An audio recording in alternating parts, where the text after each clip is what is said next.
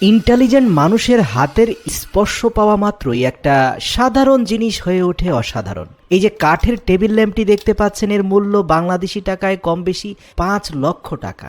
এখন হয়তো আপনার মনে প্রশ্ন আসছে, কেন এত টাকা দাম হবে? তাহলে বিনীত অনুরোধ করছি এই ভিডিওটা শেষ পর্যন্ত মনোযোগ দিয়ে দেখুন।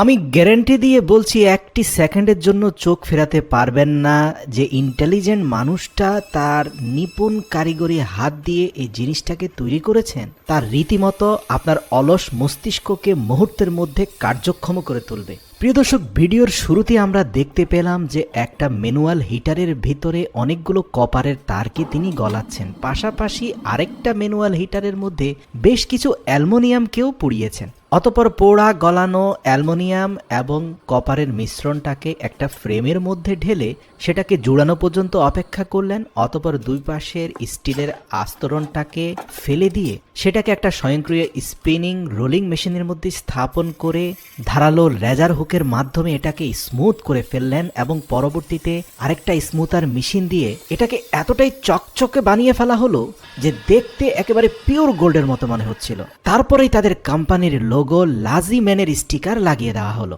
এটার উপরে একটা বিশেষ কেমিক্যালাইজড ব্লু প্রিন্ট দিয়ে এটাকে হাইড্রোজেন প্যারক্সাইড এবং লেমন অ্যাসিডের পানিতে লবণ মিশিয়ে অনেকক্ষণ ভিজিয়ে রাখা হলো, যার ফলে যে অংশটাতে এই কেমিক্যালাইজড ব্লু কালারটা পড়েনি সেই অংশটা এই রাসায়নিক দ্রবণ কিছুটা গলিয়ে ফেলেছে। অতঃপর আরেকটি রাসায়নিক বস্তুর মাধ্যমে কালার উঠিয়ে ফেলার পরে তাদের লোগোটা স্থায়ীভাবে চকচকে গ্লোসি ফিনিশিং এ দেখা যাচ্ছে, যার চারপাশটা অসাধারণ ডিজাইন এবং কারুকার্যের এক উজ্জ্বল নিদর্শন হয়ে উঠেছে। প্রিয় দর্শক, এবার আমরা দেখতে পেলাম সেই স্পাইরাল উডেন হ্যান্ডটা তৈরি করা হচ্ছে। আপনারা দেখতে পাচ্ছেন যে একটা লম্বা কাঠকে খুব চমৎকার ভাবে তাদের স্বয়ংক্রিয় স্পিনিং মেশিনের মাধ্যমে স্মুথ আকারে লম্বা শেপে তৈরি করা হলো। তারপরে একটা তারকে বিশেষ কিছু ডিভাইসের মাধ্যমে সংযুক্ত করে এটার মেজারমেন্টটাকে শেপে নিয়ে এসে আরেকটা ফ্রেমের মধ্যে এই স্পাইরাল বস্তুটাকে ঢুকিয়ে লেজার মেশিনের মাধ্যমে এটাকে সমান্তরাল মাপে স্পাইরাল অংশগুলো থেকে কাঠকে সরিয়ে ফেলা হলো। দেখতে পাচ্ছেন কত চমৎকার ভাবে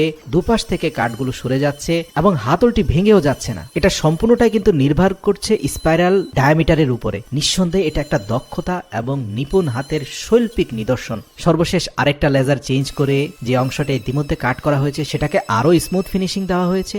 সর্বশেষ এর দুই পাশে ছিদ্র করে এবং স্পাইরাল গুলোর ভিতরে সিরিজ কাগজ ঢুকিয়ে এছাড়াও আরো বিভিন্ন ধরনের বস্তু ঘষে মেজে এগুলোকে চমৎকার একটা স্মুথ শেপে নিয়ে আসা হয়েছে। আপনারা দেখতে পাচ্ছেন তারপরে তার অগ্রভাগে 3টি ছিদ্র করা হলো এবং লাজি ম্যানের অ্যালুমিনিয়াম ব্রোঞ্জের সেই ট্রেডমার্ক সিলওয়ালা সেই রিং এর উপরে এই কাঠের স্পাইরালটাকে স্থাপন করা হলো। তারপরে আরো বেশ কিছু অ্যালুমিনিয়াম ব্রোঞ্জের স্টিক এটাকে সংযুক্ত করা হলো যেন ফিউচারে এগুলো দিয়ে ইলেকট্রিক সাপ্লাইয়ের মাধ্যমে তারা তাদের সেই চূড়ান্ত টেবিল ল্যাম্পটা তৈরি করতে পারে। এরপরে আমরা দেখতে পেলাম যে ওক কাঠের একটা গুড়িকে মধ্যখান থেকে খুব চমৎকার ভাবে কেটে আলাদা করা হলো। এই পুরো গুড়িটাকে আবার স্পিনিং মেশিনের মধ্যে নিয়ে সেটাকে একটা পাত্রর আকৃতিতে উভয় পাশ থেকে সমান্তরাল ভাবে কাঠগুলোকে ট্রিম করা হলো। এখন কিন্তু এটা একটা কাঠের সিলিন্ডার সদৃশ্য মনে হচ্ছে, যার চারপাশে অনেকগুলো ছিদ্র করে সেটার সাথে স্পাইরাল বস্তুটাকে জুড়ে দেওয়া হলো। এমনকি অ্যালুমিনিয়াম ব্রোঞ্জের বস্তুটাকে ছিদ্র করে সেখানে ইলেকট্রিক লাইন সাবস্টিকেশন দিয়ে বাল্ব জ্বালিয়ে আপনারা দেখতে পাচ্ছেন দূর থেকে কত চমৎকার একটা টেবিল ল্যাম্প হয়েছে।